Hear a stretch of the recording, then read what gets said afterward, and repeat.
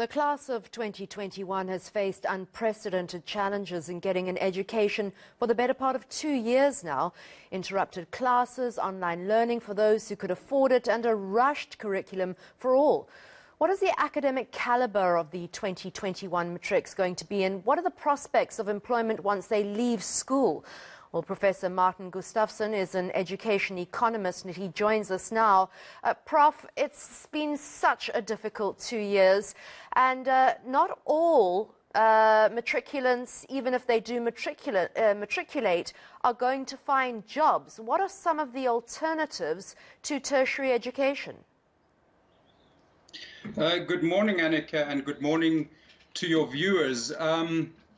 Yes, the class of 2021 has experienced serious difficulties, more difficulties than the class of 2020 because they were interrupted in their schooling in grade 11 as well. So there are undoubtedly losses at the matric level. I must say I'm more concerned about the losses at the primary level because those have more long-term effects, and in many ways primary learners are even more vulnerable to interruptions in physical teaching. I mean, at the grade 12 level, there is traditionally quite a lot of independent work by youths. But you know, what are the prospects for this year? What are the alternatives? I don't think it's all doom and gloom. If one thinks of the really important indicators, I think firstly, just participation in grade 12 actually has gone up this year. It's gone up by about 20%, and I think that's largely because of repeating learners from last year's grade 12 class. So participation is up. There have been some losses in participation at the primary level. In terms of getting the matric, it's difficult to say. But obviously, one wants as many youths to get a matric as possible because there are clear relationships with employment.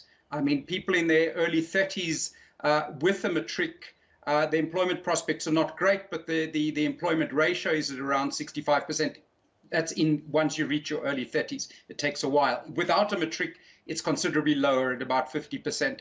We also want more learners to get that bachelor's level pass, not only because it opens doors to universities, but what we also know is it improves employment prospects, even if you don't go to a post-school institution.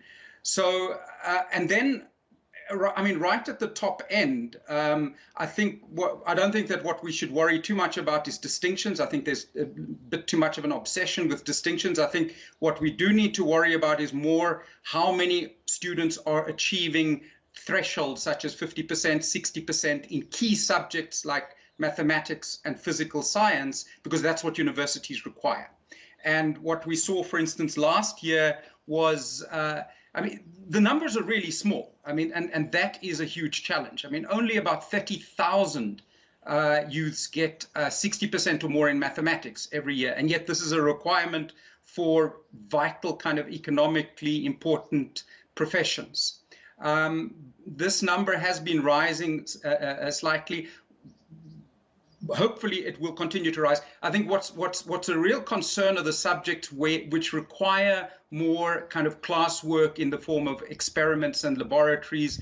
We saw quite a bad knock in physical sciences last year, the first year of the pandemic, and I think that would be related to the fact that that's a subject that depends quite strongly on face-to-face activities, experiments, etc. And then lastly, I mean, I think that we obviously, most of our problems are actually from before the pandemic.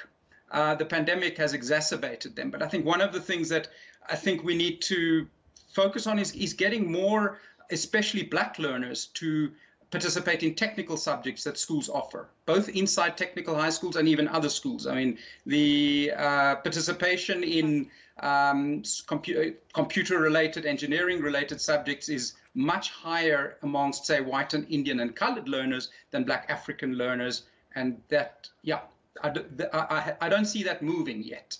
All right. Thank you so much. I wish we'd had more time, but we've got a rush. Thank you so much to Professor Martin Gustafsson, who's an education-affiliated specialist with Stellenbosch University.